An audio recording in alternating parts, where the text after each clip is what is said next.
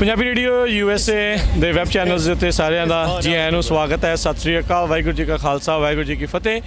ਇਸ ਟਾਈਮ ਆਪਾਂ ਇੱਕ ਵਾਰੀ ਫਿਰ ਗੁਰਦੁਆਰਾ ਸਾਹਿਬ ਟੈਰਾਬੀਨਾ ਯੂਬਾ ਸਿਟੀ ਤੋਂ ਲਾਈਵ ਹੋ ਰਹੇ ਹਾਂ, ਗੱਲਬਾਤ ਕਰ ਰਹੇ ਹਾਂ, ਜਿੱਥੇ ਕਿ 42ਵਾਂ ਮਹਾਨਗਰ ਕੀਰਤਨ ਉਸ ਕੱਲ੍ਹ ਨੂੰ ਜਿਹੜਾ ਹੋਣਾ ਆ। ਅਤੇ ਇੱਥੇ ਸਿੱਖ ਸਾਈਕਲਿੰਗ ਕਲੱਬ ਵਾਲੇ ਆਪਣੇ ਨਾਲ ਇਸ ਟਾਈਮ ਜੁੜ ਚੁੱਕੇ ਆ, ਉਹਨਾਂ ਨੂੰ ਜੀ ਆਇਆਂ ਨੂੰ ਆਖਦੇ ਹਾਂ। ਅਤੇ ਇਹ ਸੈਕਰਾਮੈਂਟੋ ਤੋਂ ਅੱਜ ਰਾਈਡ ਕਰਕੇ ਗੁਰਦੁਆਰਾ ਸਾਹਿਬ ਵਿਖੇ ਪਹੁੰਚੇ ਨੇ। ਸੋ ਸਭਨਾਂ ਨੂੰ ਜੀ ਆਇਆਂ ਨੂੰ। ਵਾਹਿਗੁਰੂ ਜੀ ਕਾ ਖਾਲਸਾ, ਵਾਹਿਗੁਰੂ ਜੀ ਕੀ ਫਤਿਹ।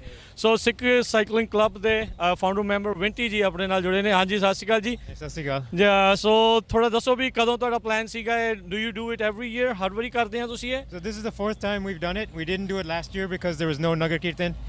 We did it last time in 2019. And we did it from Stockton to Yuba City. That was 114 miles. So this time around? This time we did from West Sacramento to Yuba City. That's 50 miles, and now we're going to do 50 miles back. So you basically doing the sanctuary? Yes. Okay. So how long did it take for you two guys to reach here? It took us about less than 4 hours. Okay. 3 hours, 45 minutes. So it was how good. was the conditions?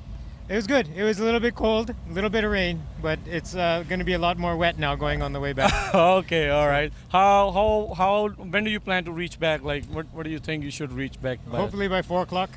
Yeah, we want to get back before the sun goes down. Okay, all right. ਚਲੋ thank you ਸਾਰਿਆਂ ਦਾ ਬਹੁਤ-ਬਹੁਤ ਸ਼ੁਕਰੀਆ। ਤੇ ਇੱਕ ਵਾਰੀ ਫਿਰ ਬਹੁਤ-ਬਹੁਤ ਸ਼ੁਕਰੀਆ ਇਹ ਕੰਮ ਕਰਨ ਦੇ ਲਈ। ਸੋ ਇਹ ਇਸ ਲਈ ਦਿਖਾਉਣਾ ਚਾਹੁੰਦੇ ਆ ਵੀ ਆਪਾਂ ਆਪਣੇ ਜਿਹੜੇ ਸਿੱਖ ਹੈਗੇ ਆ, ਇਹ ਸਿੱਖ ਸਾਈਕਲਿੰਗ ਕਲੱਬ ਚਲਾਉਂਦੇ ਆ।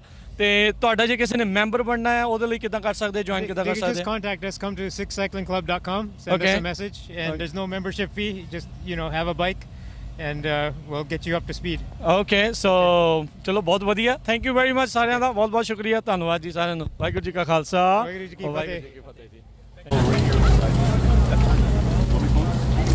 Damn, was that a jacket audible? That was amazing.